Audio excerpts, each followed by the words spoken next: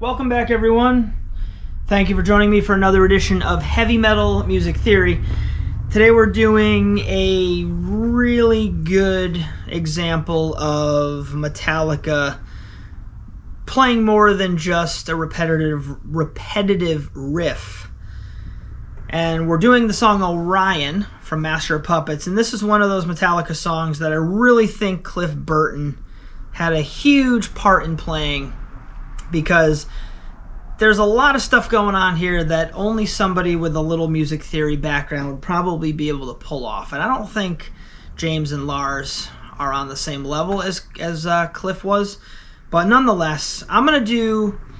This is not the intro. This is the part that comes after the intro, where the guitars kick in and the drums are in motion. And I'm just going to go through and play each section and explain what's going on harmonically, okay? Now, as with most Metallica songs, we're dealing with power chords, but we're dealing with very clear and decisive intervallic power chord relationships here. So, we're starting with the first part here. We have... Alright, that right there, that is a minor third interval based off of the root E. Then they're going to throw in an F sharp down here. And I don't think we're really going for a specific chord here, because we have an E, and F sharp, which is nothing more than a major second. And there really isn't a call for that to be an actual chord. It's just more of a... I'd like to think of it as like a bridge. Just something to throw in between all of those E's to give it a little bit of movement, a little bit of change. So again, here's the part we've done so far. Alright, you hear that little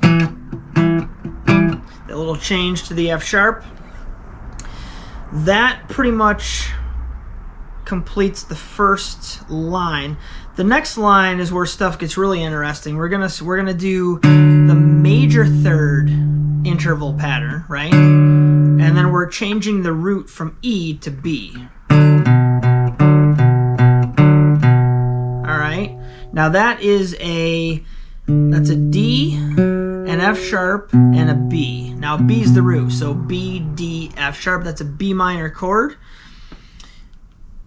which is technically the 5 chord in E natural minor. And then after that, they change that D to a D sharp. So they go from...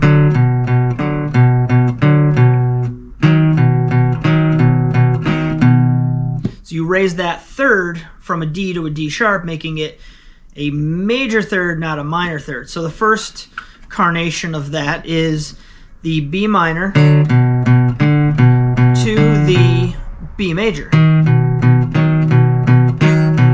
Alright, so essentially what we have here is a really great song composed mostly of power chords and interval patterns. And if we're going to break it down in terms of its harmonic structure, I'd say we're definitely in the key of E minor, as evidenced by the beginning with the E minor interval, E minor power chord. It throws in the F sharp for a quick deviation, then we go right back to the E minor power chord. Then it scoots up to the B minor power chord with the B in the bass, so we know it's definitely in B minor. And B minor is the 5 chord in the key of E minor.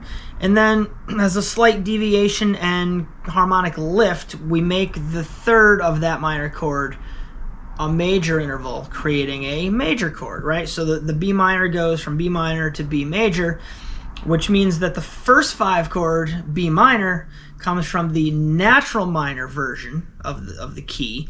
And then as soon as you raise that D to a D sharp and make your B minor B major, you're now moving it to the harmonic minor version of the key. Same scale, one note different, completely different sound. That's pretty much it. That's all I got for you guys on this one. Short and sweet. I just wanted to touch base. It's such a cool song the way that it was constructed, and I wanted to see if there was any form and function to it. And as it happens, there is. Hope you all enjoyed. Let me know in the comments what you'd like to see next. Please like, subscribe, hit the frickin' bell, and I'll see you next time.